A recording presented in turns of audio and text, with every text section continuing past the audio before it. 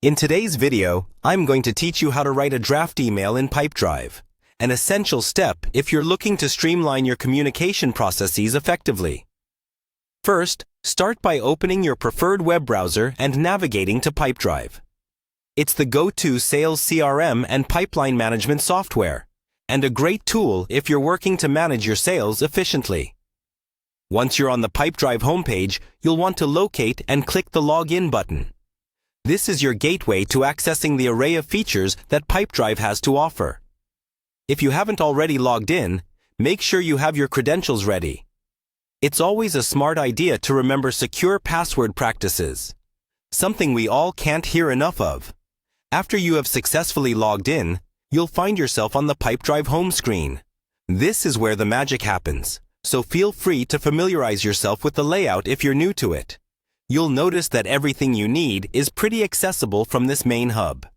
Next, head over to the Sales Inbox section by clicking on the Composer Sales Inbox link. This is where you'll be drafting your emails. The Sales Inbox is a specialized area in Pipedrive, designed to help you compose and manage your email communication with ease. Once you're in the Sales Inbox, you should see an option for New Email. Click on that to open up a fresh email draft. This function simplifies the email process, giving you a clean slate to work with whenever a new piece of communication needs to be initiated. With your blank email draft open, it's time to choose a template. Click on the Choose Template option.